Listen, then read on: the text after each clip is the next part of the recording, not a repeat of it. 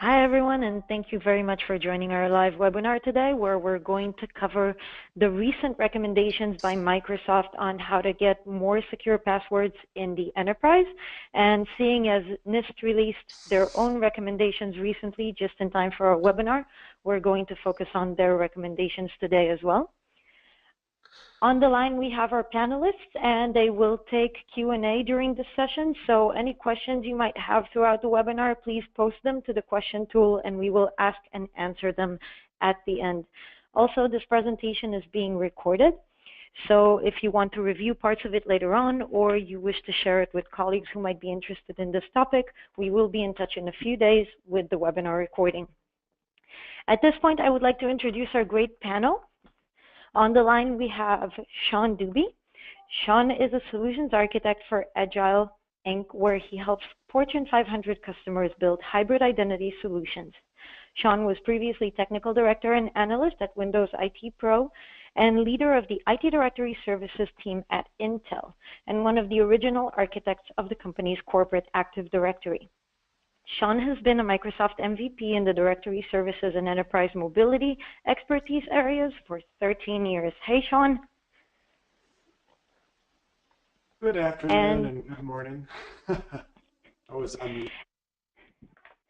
On the line, we also have Darren Maralia. Darren is the CTO and founder of SDM Software, and Darren has 30 years of experience in enterprise IT and software and has been a Microsoft Group Policy MVP for the last 13 years as well. You may know Darren because he is a frequent speaker and writer on Windows Enterprise Infrastructure topics. Hi, Darren.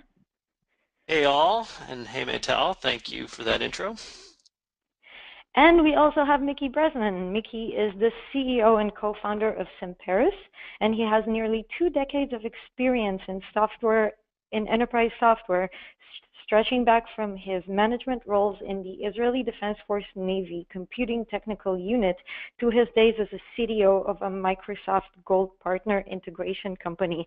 So thanks to all our panelists for being on the line today, and with that, I'm going to let Darren kick things off with a bit of SDM software introduction.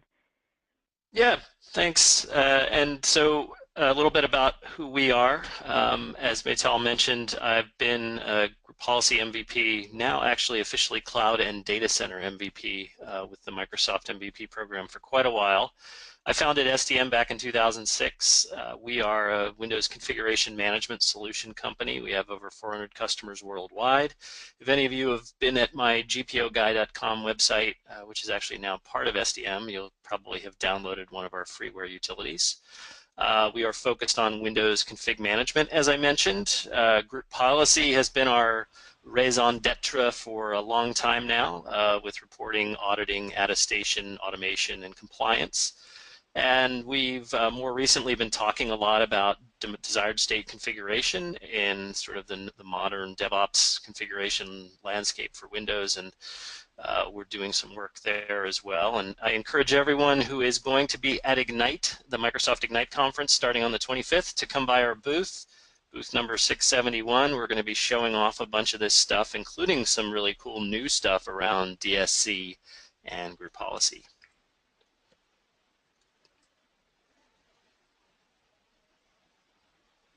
Mickey, please share a little bit about Semperis with the audience. Sure, thank you, Maytal. So Semperis is a company which is focusing around solutions for the Active Directory. Our main 2 solutions, one provides the Active Directory restoration in case of a disaster recovery that needs to be executed in the Active Directory environment.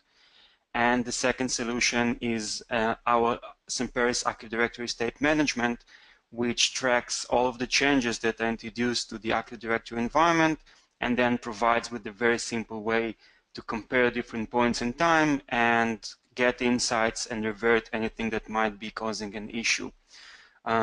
What's unique about our solutions is the fact that the Active Directory Forest Recovery solution by Semperis is the first and the only solution on the market that can fully automate it, a forest recovery execution. And as for the Active Directory State Manager, what's unique about that solution is that we track everything all the time, 5 seconds from the time it's been introduced to the environment, so it's almost in real time. And we have been acknowledged to be the leaders in that field by Gartner, as you can probably see here.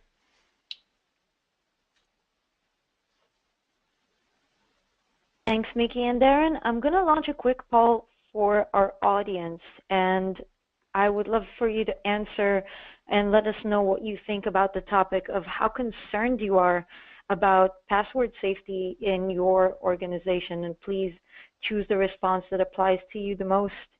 And I'll just let you have a few seconds to read through the answers and answer this poll. At the end, I'm going to share the results so everybody knows kind of how the industry as a whole sees things, and we can discuss that a little bit.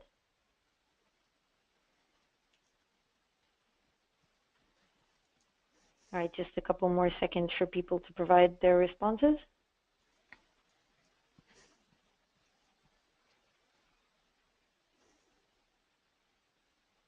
All right, so let's share the results really quickly.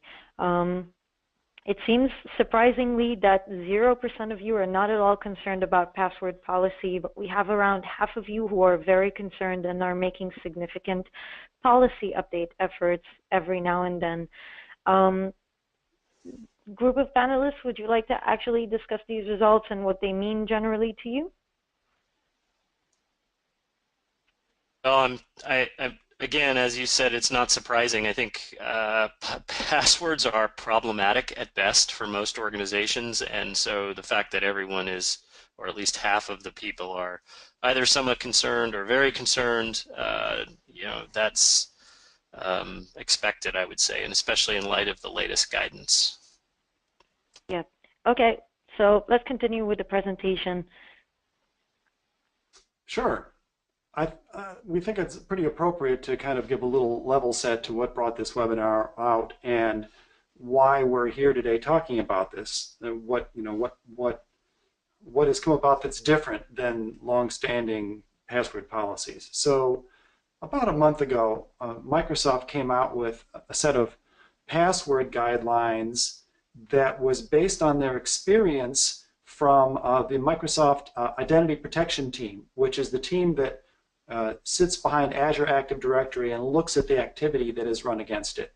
So they had an enormous amount of data set to work through, since Azure AD does about 4 billion authentications per day and 10 million username and password attacks per day. So I wrote a blog post about that, and I'll have the link. It's the Semperis blog post. And then shortly after that, the National Institute of Standards and Technology came out with updated password guidelines as well. Obviously, Microsoft is a significant influencer in this, and the National Institute of Standards, NIST, is very significant in it because it sets the policy for all federal websites and federal applications. Not only, in addition to that, many companies follow NIST guidelines very carefully to set their own guidelines. So they're two very great influencers, have both updated their password policies, and they came up with fairly similar conclusions. At a very high level, their recommendations were to make passwords easier for users to remember, which we all know how hard that can be, to increase the password burden on identity systems. Maybe a little bit confusing, but we'll talk about that in more detail. Killing the anti-patterns that trip users up when they're trying to manage their passwords, to create new passwords or register. This is how malware and phishing gets involved as well. And also to reinforce successful patterns that helps users with their passwords. I think that's it's worth mentioning the image that we see here, which kind of give you the view of the reality of how it looks today when people actually need to change their passwords. Yeah. Yes. I always use, my wife is my test case, is my pilot user, and I judge her level of frustration with how well a website works. Yeah. So let's continue with the guidance itself and just discuss them a bit. So we wanted to start by kind of looking at what do we see currently with the customers that we work with. And one of the things that I guess most of us are familiar with, and at least from my experience with most of the financial institutions that I've been working with, the password is constantly being expired after something like 30 days. So I guess 90 would be for other industries. The longer the password, the better. It's definitely true.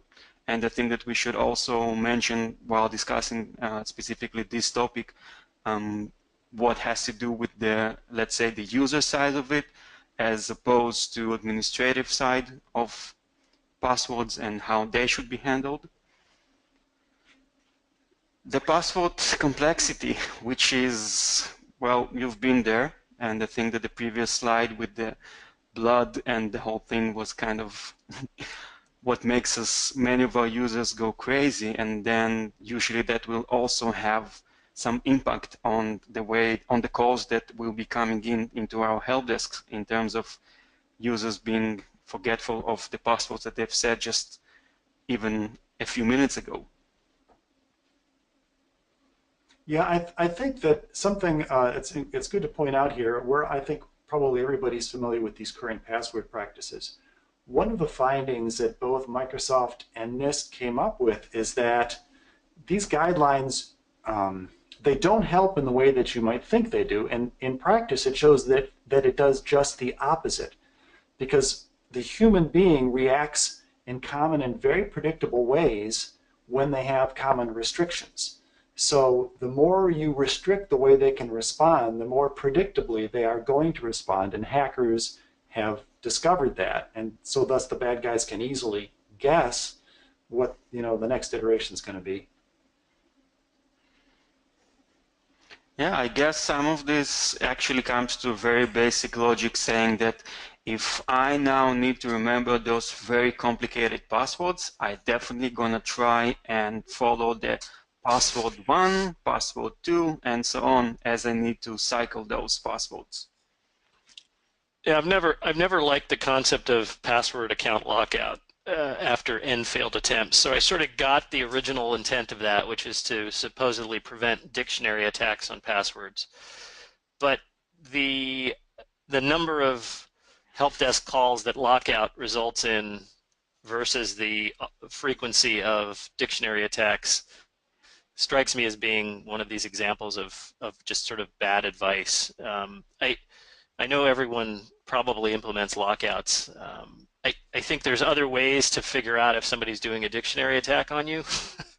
And I'm curious what other people think about it, because I find lockout to be irritating at best, and especially when you have it set at a low number, because it's easy enough to fat finger these high complexity passwords for 3 times, and then you're locked out for some indeterminate period and have to call the help desk. I think the idea of a short lockout period is good, because because all you're really trying to do against a dictionary attack, especially an automated attack, is slow it down to make it, until perhaps if you have monitoring in place that shows that a dictionary attack is to be happening, to not completely stop it, because it will make the user crazy.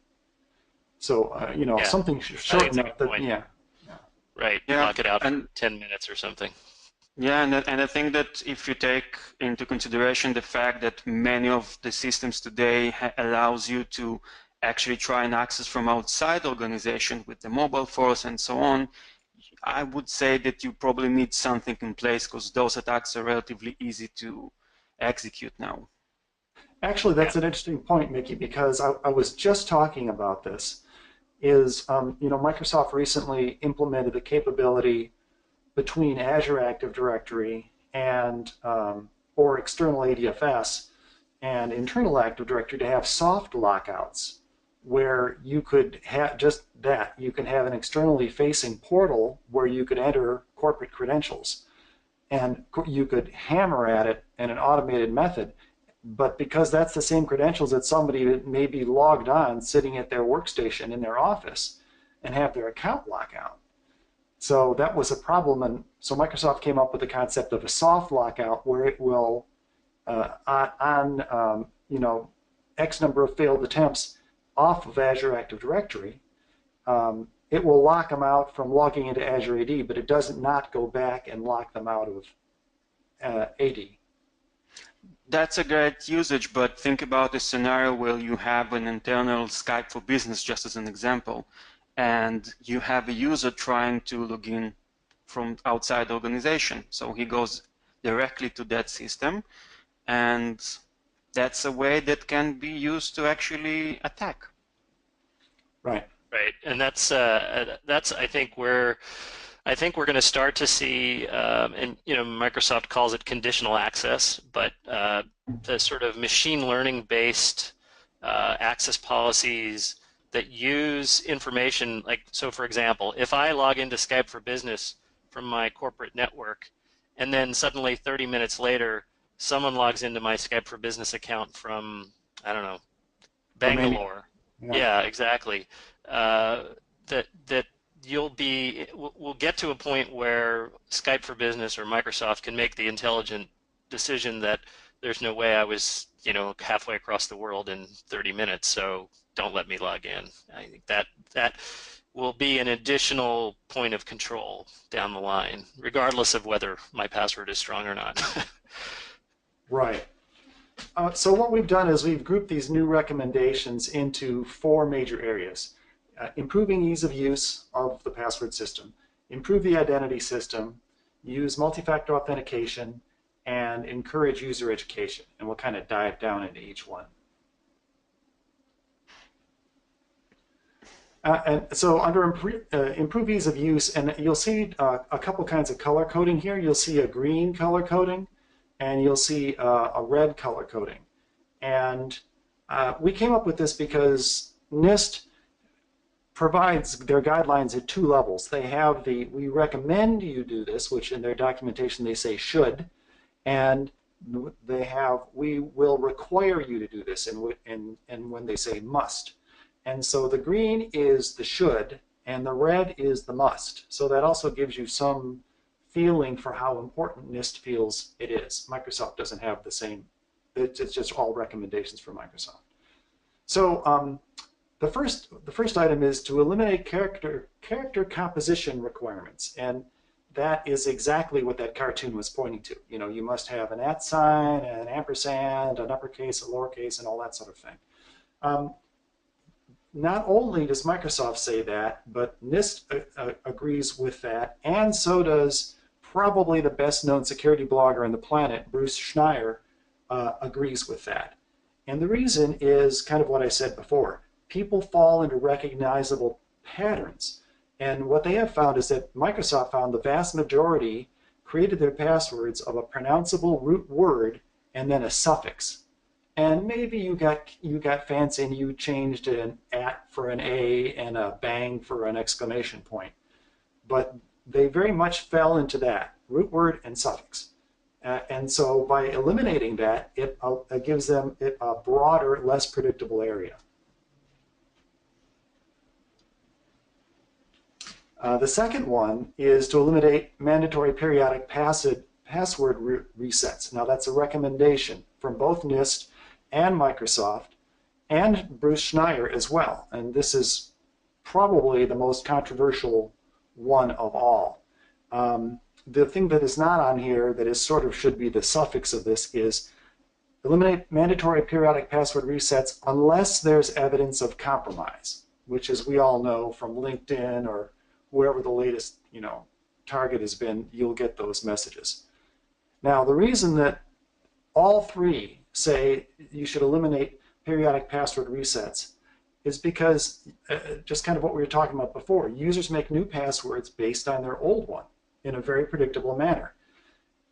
Microsoft says, specifically, this is their wording, password change offers no containment benefits because attackers use the credentials as soon as they compromise them. So there's one other thing on the tail end of this, and a big recommendation that's further down has to do with banning common passwords, but we'll get to that in a minute. But I know Darren has some pretty strong feelings about this. Yeah.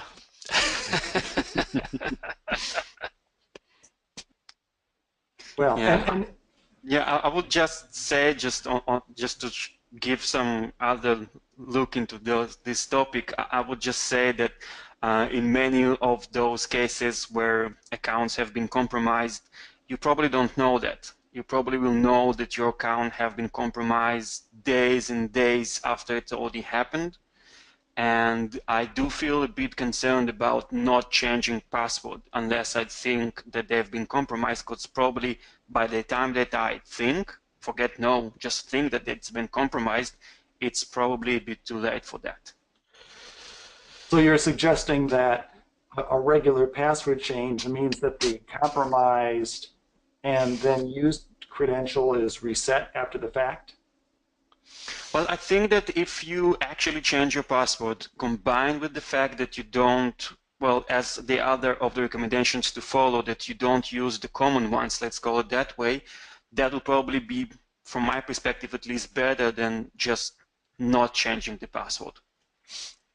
Yeah, and I think the context in which we talked about this the other day was that, these rules don't necessarily, at least in my mind, don't necessarily apply to privileged accounts.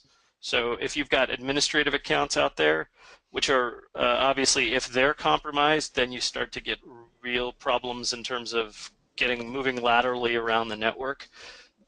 That has to take, I think that requires a little bit different consideration. And the notion of privileged accounts having either one-time passwords or password checkouts from a vault probably make a lot more sense than following these rules for what I consider to be sort of end-user usage. And that's, I think just something to call out as people are looking at this. If you're thinking about this from the perspective of doing this for all of your accounts, I'm not so sure it makes sense for privileged accounts. That's an excellent point, and I very much agree that privileged accounts are another example to look at entirely and focus on with a different set of privileges or a different set of policies. Then the last, and I think this one's not rocket science. Let users see the password they've entered. Hopefully, as you've entered passwords on websites, you're starting to see this occurrence a little bit more of a kind of what looks like a little eye and an eyebrow, and you click on it, and it reveals the password that you've typed in, either temporarily or for some period of time, which makes life a whole lot easier. So this is essentially NIST is saying they're recommending their government systems start implementing that capability. Yeah, I would say that just in my case, and I guess I'm pretty sure I'm not the only one, for people who speak several different languages and type in several different languages, not seeing the password can be very frustrating sometimes, but that's just a personal experience. The ability to see the password, by the way, will tie into a couple of these other recommendations. They kind of interleave with each other to make things a little bit better. So the next set of recommendations are under improving the identity system. And what that really means, that's kind of taking the wording from NIST. But essentially what it's saying is take the burden of some of this password management away from the user and let the identity system handle a little bit more of that burden. The first one, and this is a mandatory from NIST, in other words, the federal systems will have to start implementing this, is to take the minimum password length requirement and set it down to as little as 8. Microsoft has this, and it's interesting. They kind of are at odds with each other on it. Longer passwords help security, but humans usually don't get it right. What Microsoft found is that they will often use repeating words. If they have to make a long password, they'll use several shorter words and just say it a few times in a row, password, password, password. Microsoft found the most common attacks are phishing attacks, or, and this is a little unsettling, keylogger attacks. I didn't realize that keyloggers were as common an attack as Microsoft seems to think it is. So in both of those attack cases, the length of the password is irrelevant because they've just either you've given it to them in phishing or they've captured it by a keylogger. So they believe it only needs to be strong enough to withstand a 3 strikes rule, which is kind of what we were talking about, a dictionary attack. a lockout after 3 bad attempts. So they think it's the lowest, they want to choose the lowest common reasonable length. And here's the other caveat: if you see the 4th recommendation there, if common passwords are banned. That's the if you ban common passwords, then it makes more sense to shorten the character length.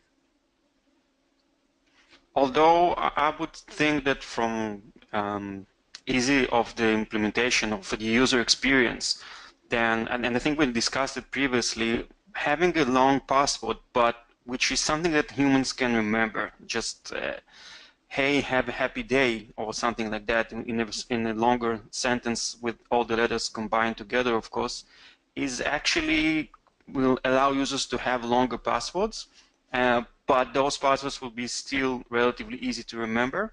And I think it also have to do with the recommendation of actually educating the users on how those passwords should look like. I'm gonna have to give you I'm gonna have to give you a nickel the next time I see you, Mickey, because that's exactly what the next one, the bullet point, is about. So NIST is saying support up to 64 characters, 64 character passwords, and specifically the reason they say it is NIST encourages long but easy to remember passphrases. So you don't have to worry about getting quite so fancy with ampersands and bangs, and if you don't want to, if you can make a really long passphrase.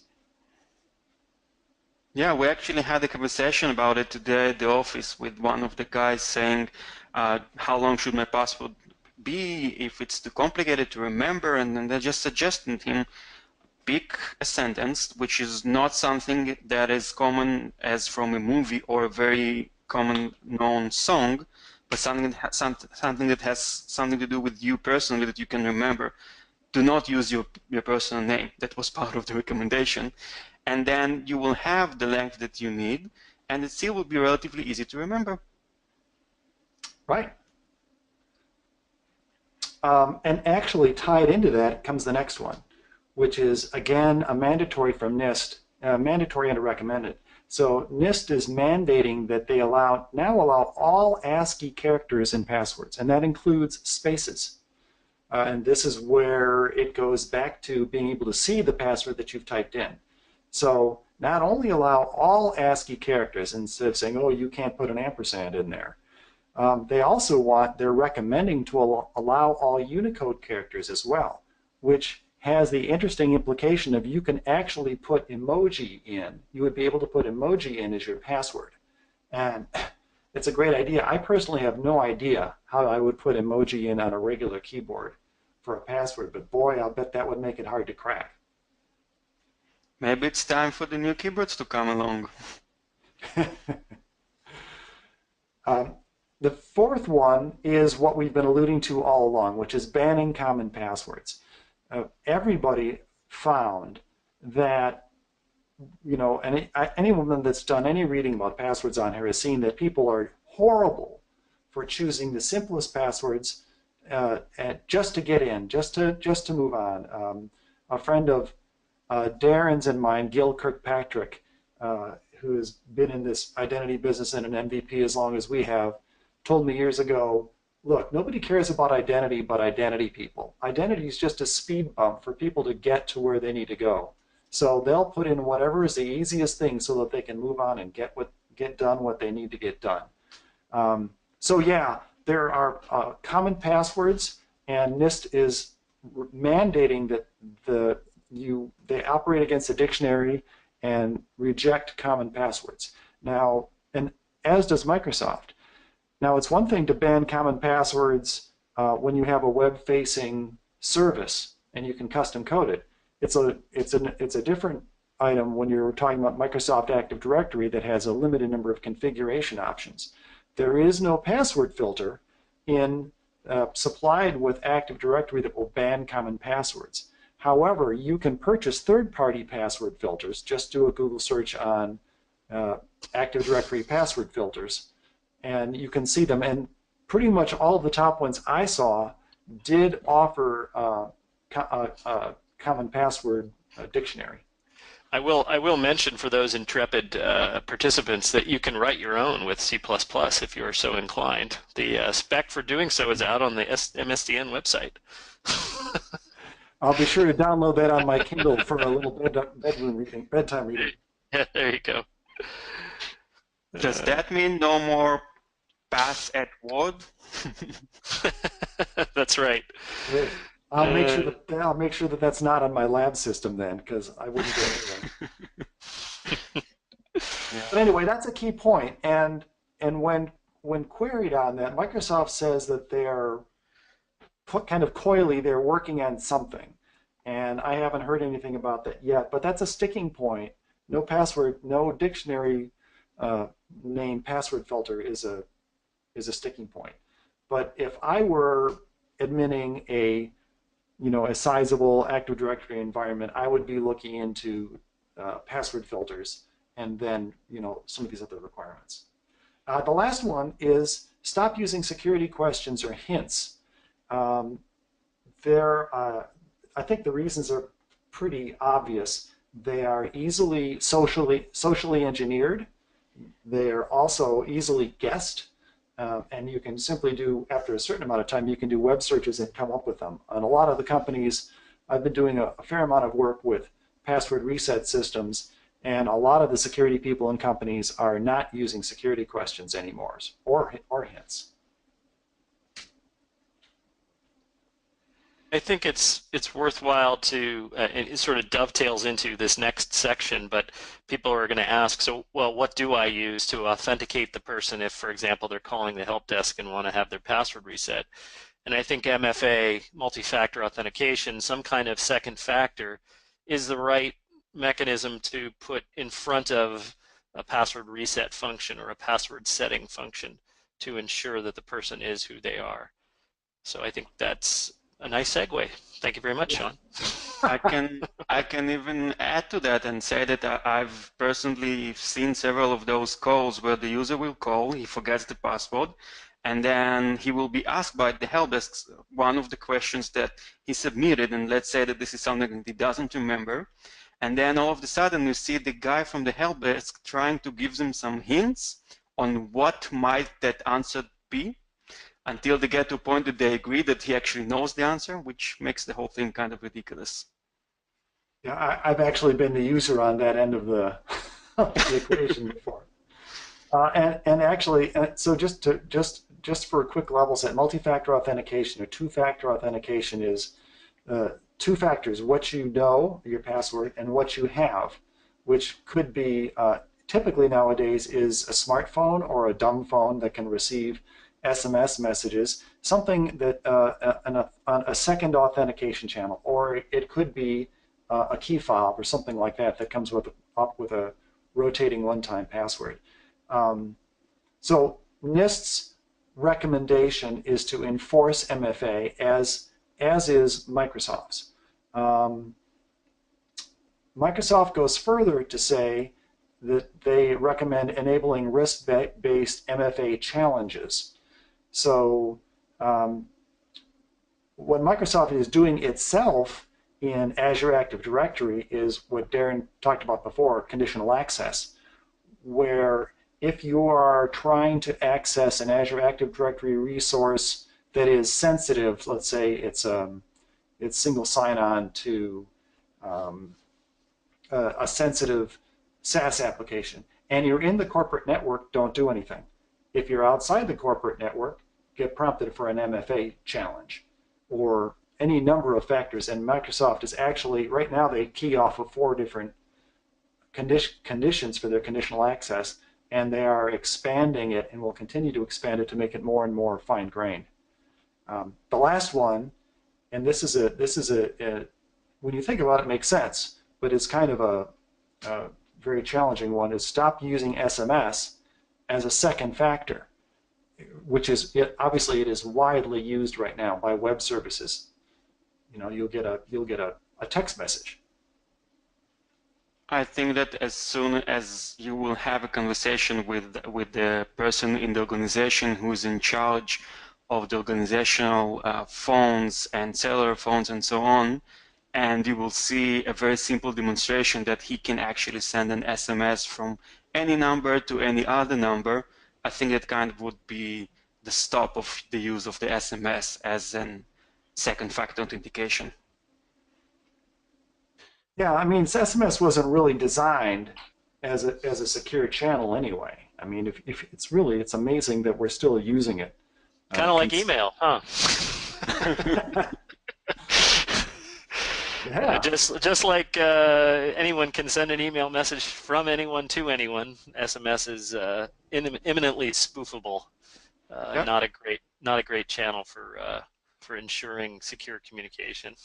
Yeah, it's funny you should mention that, Darren. I got a fairly panicked text from my wife yesterday, text as it were, and someone had sent her an email from a bogus location with a bogus email address, but they put my name on, as the owner of the email, which anyone can do that. So she was wondering, did I get hacked and all that sort of thing. Fortunately, and this sounds like I'm a shill for this part of the presentation, I had two-factor authentication on the email account, so it couldn't have been. So. Yeah. User education. That's a hard one. That's a hard one. That's I think that it's been said all over and all over again that usually would be the toughest, and eventually users would be the thing that would be, I would say, the most easiest thing to work with. I mean, I'm sure that you've been into those offices where you will see actually the sticky notes. Well, not like this guy here, but you will see a sticky note with his password on it. So that's definitely a hard one. Yeah, and they also have two different segments here. We have the corporate segments. We've got corporate users that you have some control over, and you can put through some training. And then you have the consumer side, and that's the Wild West. Definitely. I think that. Oh, okay. Go ahead. All right, so a quick poll question to our audience again, as we're about to wrap up the webinar. I would like to share a question with you and just assess how many of you in the audience are now in charge of internal password management versus customer or external password management versus both.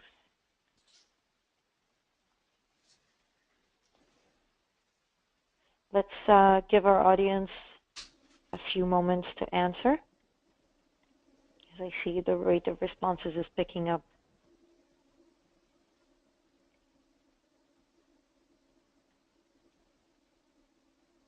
It's about 10 more seconds and I'll close the poll and we can share the results with everyone.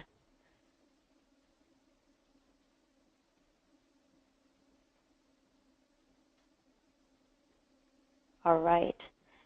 So I kind of want to show you what everyone responded. It seems like about half of our attendees today are not in charge of password management in their organization. Only about 4% of you are in charge of external and customer password management, and about a quarter are either in charge of only internal passwords or both internal and external. So about half are in charge of password management, and I would say the other half are interested in password. All right, so let's continue with the presentation because we have a slide that touches exactly on that. All right, so here we go. So one of the things that it's important to understand or to distinguish, and it all depends on what your job role is there are two kinds of password management we're talking about. There's password management if you're managing an Active Directory or some other self-contained identity system, and there's password management if you have an externally facing, more or less custom-built web service.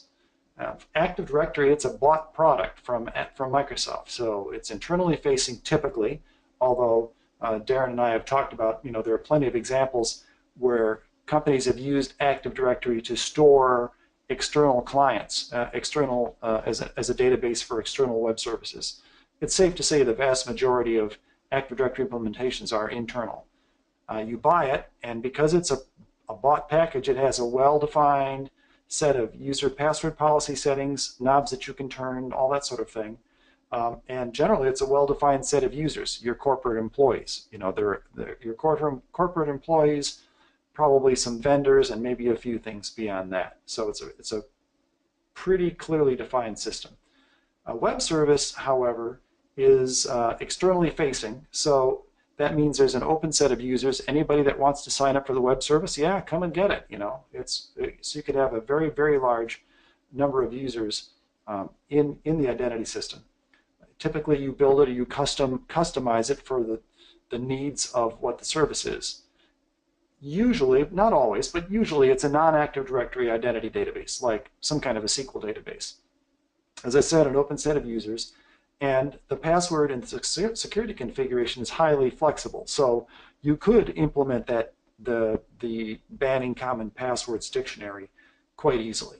So depending on what your role is, you have to look at your framework. You have to look at these password guidelines on that framework, and they really are generally web-facing, web service-oriented guidelines.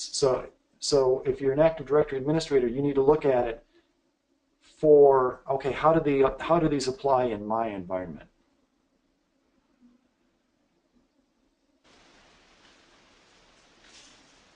Yeah, I think that's it's a really kind of it's interesting point. So, you know, the reality is today that even though Active Directory is internal, we've done a variety of things because we've sort of used it as our authoritative source for identity in a lot of organizations. We've done a variety of things to make it available for more than just Windows desktop login and server login.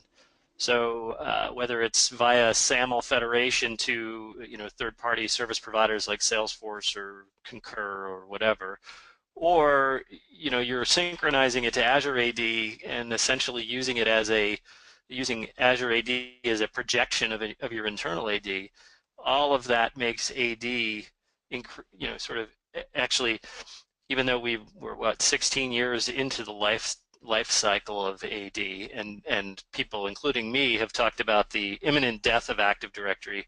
There's certainly no shortage of stuff that relies on Active Directory outside of the four walls of the organization. So even if you're not exposing LDAP over the internet, which most people think is pretty scary to do in any case, you're still indirectly exposing that identity source to all kinds of stuff. And so the weakest link becomes your internal Active Directory.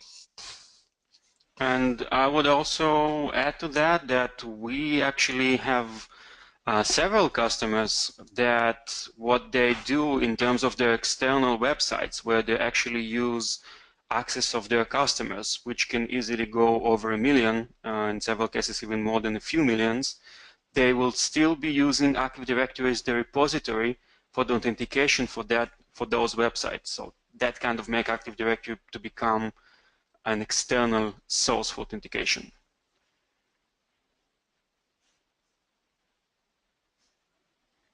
Yeah, it's a really good point. Right, guys. So at this point, because we've gotten many questions from the audience, it would be good to kind of run through the conclusions and key takeaways from this webinar, and then we'll go to Q&A. And thanks for everyone who posted questions today. Okay, so we're getting the boot from May here, so let's make sure we get it done. Strongly consider evaluate. So strongly consider implementing MFA where practical. And where I have seen it implemented, at least for right now, is the easiest, the low-hanging fruit that gets you the most benefit, is to secure VPN login and remote desktop. Relax expiration. Consider relaxing expiration if you have the ability to have a banning common passwords filter. Relax complexity requirements. Yes, maybe a short comment about that, which I think that we kind of left, or maybe I don't remember if we talked about it or not. For any of those recommendations, I think that probably we should mention that people should look if they have any specific regulations that apply to them, just as HIPAA, PCI compliance, SOX, and so on. So you need to make sure that you, of course, don't do the changes that actually are not allowed by the regulation that the company needs to work with. Yes, and you're right. That's an excellent point. That could also be what in the trade is known as an RGE, a resume generating event. So you don't want that to happen. Exactly. And start to consider, and there may not be anything you can do about it, but start to pay attention to disallowing SMS as an MFA second factor. Many MFA systems have the ability, and it's becoming more and more common to have push applications on, so you don't necessarily need to use SMS, but it's a lower common denominator because not everybody has a smartphone. So if you have a feature phone, then SMS still works with that. One thing that is not in here, and I will put in the chat window, this all came out of blogs on Semperis.com, and that also contains the links to both the Microsoft recommendations and the NIST recommendations, which you all should go look at. I apologize. But I'll put it in there. It's just Semperis.com/blog, and you can see the blog posts for both the Microsoft and the NIST recommendations and links to get to the original recommendations. Actually, I put that on the Q&A slide so people can copy that down while we're answering the Q&A. So I think that should be enough. Great. Great, and it's time for Q&A. Right, so I want to thank everyone who posted questions throughout the webinar. I also want to thank our wonderful panelists for a great and conversational summary of two very important reports that were recently released. I think what I'm going to do is dive into the one question that came up the most times. Many different phrasing for this, but as you said during the presentation, educating employees and educating users, especially if they're not employees, seems to be the most difficult task. And people kind of threw in instances of things that happened to them, such as people have Post-it notes under a keyboard. People are sharing passwords with each other in the office or with relatives who don't even work for the same company, and other such instances where people just do relatively silly things with their passwords that put them in a compromising position. What is your take on how to better educate employees and how to make them not only feel they must comply with the guidelines, but that they want to comply with the guidelines? That's a great question. Yeah, for sure. So I'll pipe in with my feedback. So I think there's a couple things that you need to do. So most companies, or at least a lot of companies that I work with, have security awareness training, and it's it can be made to be entertaining, so people aren't just clicking mindlessly through it, but it goes through all of these different risks and how it impacts both the company and the employee. And it walks them through scenarios. I've seen ones that are somewhat gamified, if you will, so that they're entertaining to go through, and that I think can help get folks engaged. So there's a ton of companies out there that do security awareness training, like online security awareness training. The other thing I think you can do is to run campaigns. So run a phishing campaign. This is somewhat controversial. But if IT sends out a fake phishing email and sees what percentage of users click on it, that has a tendency to really drive the point home. And if you do that repeatedly over the course of a year or more, you get people to become hyper aware of what they're clicking on and what they're doing. And I think that has a tendency to be really helpful as well. You sort of have to bring it home for people, because if you try to use the stick approach of saying, you're going to get fired if you screw up then you're probably not going to win in the long run. You sort of have to more do the carrot approach, which is to try to engage people in the process and make them understand that way.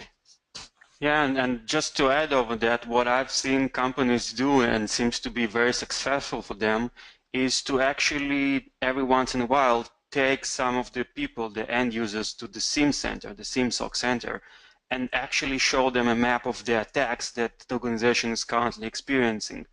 So for some of the banks, and I'm sure that it goes all over the verticals, in every given moment you can see that the website is having, I don't know, let's say 1,000 hits or 10,000 hits or whatever the number might be. But just seeing that there is constantly somebody who's actually trying to compromise the website, trying to actually steal the password and so on, when you actually see this, and that kind of makes you understand that why are those people are making my life so miserable. That makes users usually to start thinking about it in a much more positive way. Well, Thanks, guys. Okay, sorry, Sean. I was just going to say briefly, well, I have my password on the bottom of my keyboard, but my second factor of authentication is a German Shepherd. So one more question that came up, and I think that's interesting, is Active Directory uses a default password policy, and people are interested in whether or not that's a safe enough password policy to use, or you would recommend to change it.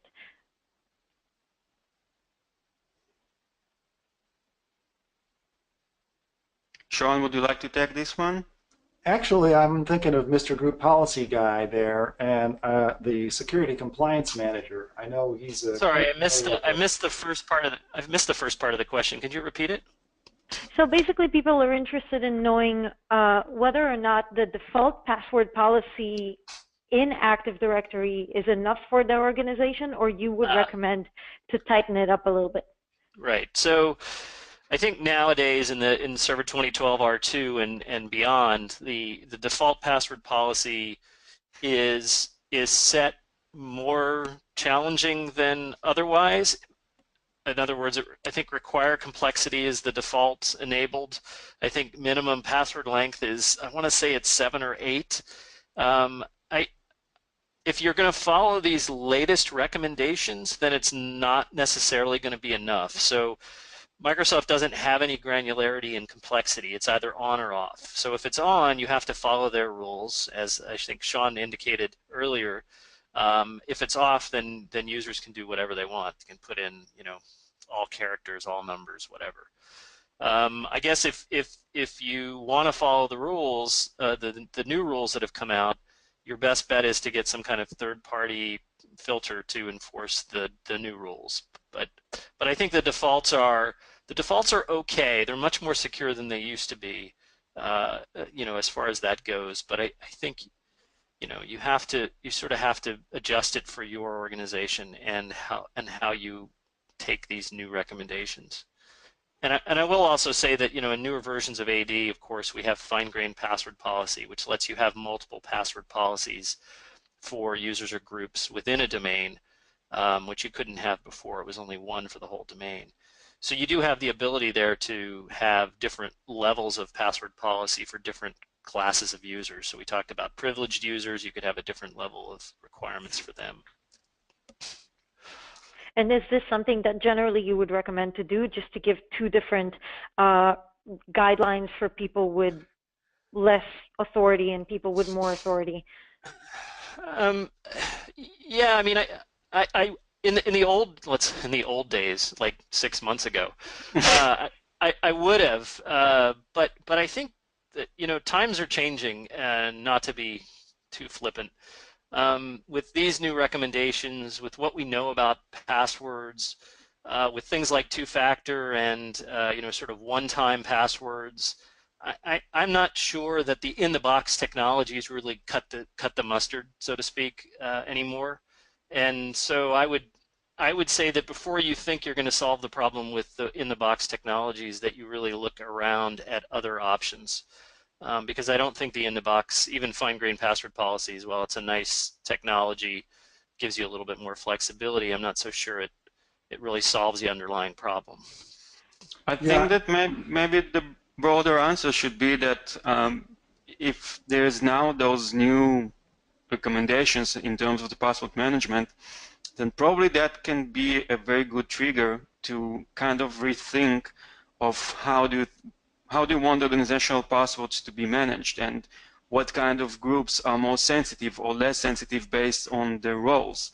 And I'm not talking only about the administrative accounts. We have the management, the billing, the sales, and so on. So we might think that maybe we would want to implement different policies for each one of those different types of groups.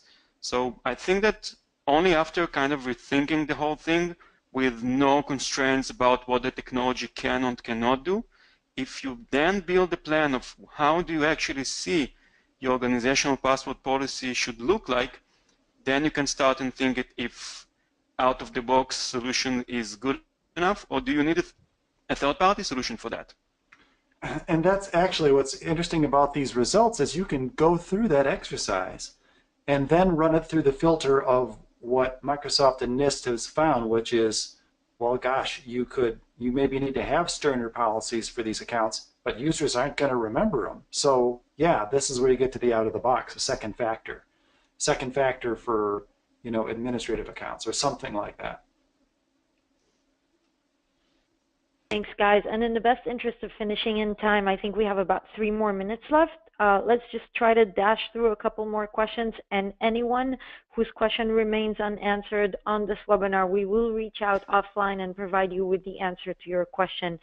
So firstly, let's go to a question that is wondering whether or not the fact that both Microsoft and NIST recently released these new guidelines will actually cause a shift in compliance and require companies and organizations to modify their current policies. Like, do you see that in the near future? Well, from my experience, unfortunately, the regulation and the compliance, at least usually, takes a bit longer than what you would wish for or expect.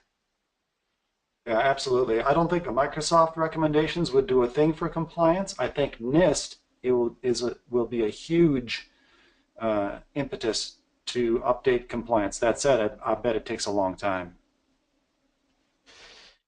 Yeah, I mean it's going to drive a lot of government spending, I can tell you that. because when NIST says it's so, that means all the government agencies have to follow suit within some short period of time, and then